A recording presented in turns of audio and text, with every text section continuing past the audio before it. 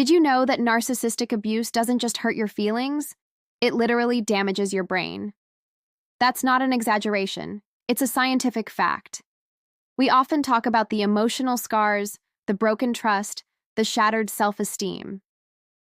But what if I told you that the constant stress, manipulation, and emotional turmoil you endured actually altered the physical structure and function of your brain?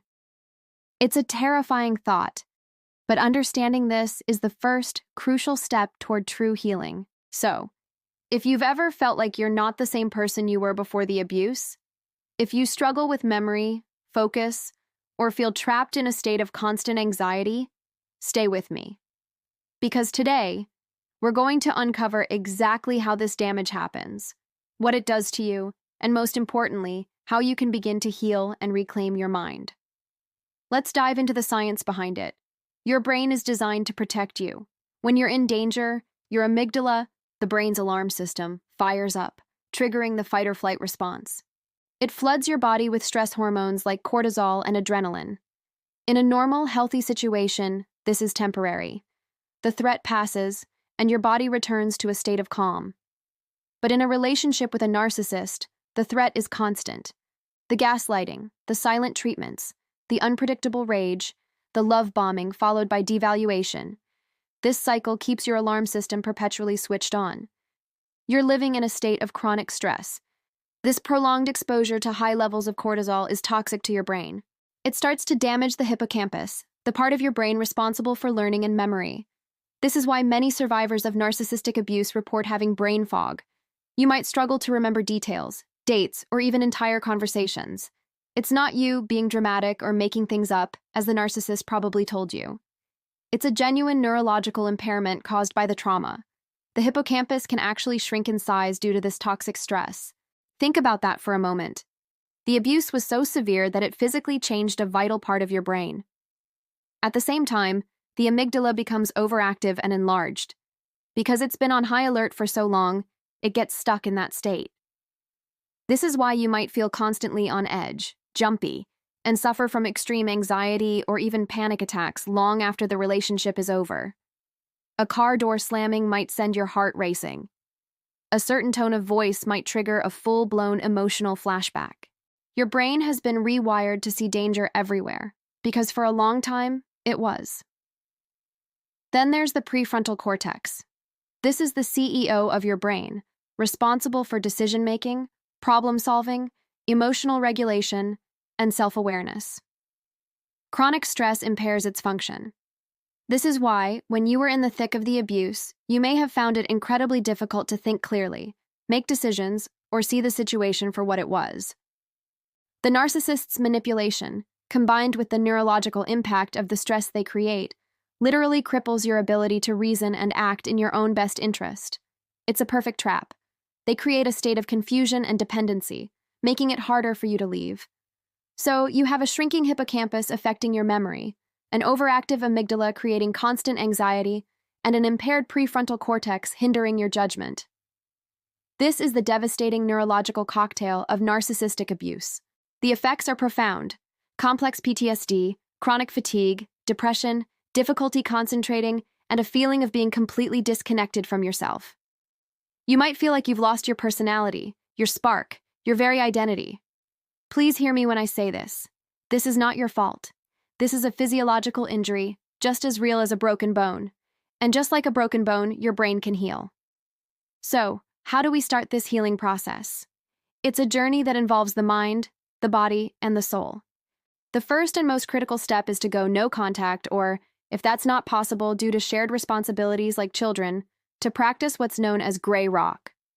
This means becoming as boring and unresponsive as a gray rock.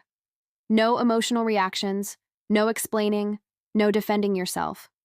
This starves the narcissist of the supply they crave and, more importantly, it removes the source of the chronic stress that's been damaging your brain. It gives your nervous system a chance to finally stand down from high alert. Next, let's talk about healing the body to heal the mind. Your nervous system needs to be regulated. Gentle, consistent practices can make a world of difference. Start with deep diaphragmatic breathing. When you feel anxiety rising, stop and take 5 slow, deep breaths, making your exhale longer than your inhale. This simple act activates the vagus nerve and signals to your brain that you are safe. It shifts you out of fight or flight and into the rest and digest state. Other powerful practices include yoga, particularly trauma-informed yoga, gentle stretching, and meditation. Even a 10-minute walk in nature every day can significantly lower cortisol levels and start repairing your brain. Getting enough sleep is also non-negotiable. Sleep is when your brain cleanses itself of toxins and consolidates memories. Prioritize creating a restful sleep routine. Now let's focus on actively rebuilding those damaged neural pathways. Your brain has an amazing ability called neuroplasticity, which means it can change and create new connections. You can help it do this. One powerful way is through mindfulness and grounding techniques. When you feel a flashback or a wave of anxiety, bring yourself back to the present moment. Use the 5-4-3-2-1 method.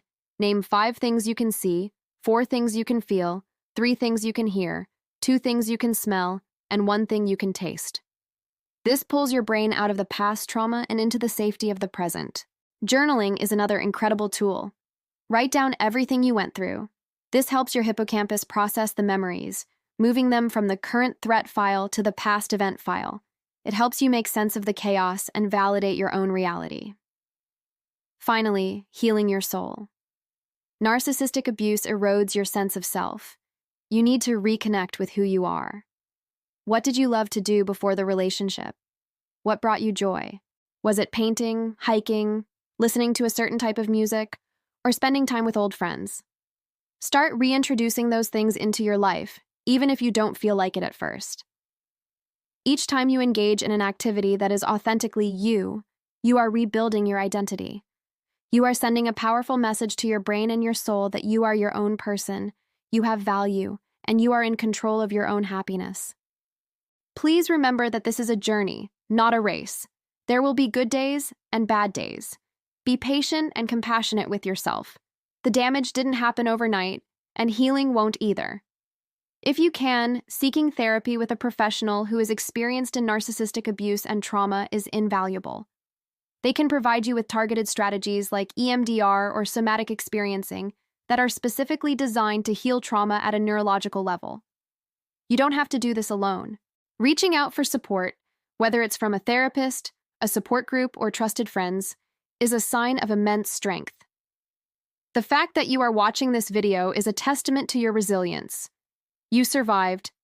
You are taking steps to understand what happened to you and to heal. That is incredible. Your brain can and will heal. You can reclaim your memory, your calm, and your joy. You can rebuild a life that is peaceful, authentic, and free from abuse. Thank you so much for watching and for taking this time for yourself. If this resonated with you, please leave a comment down below.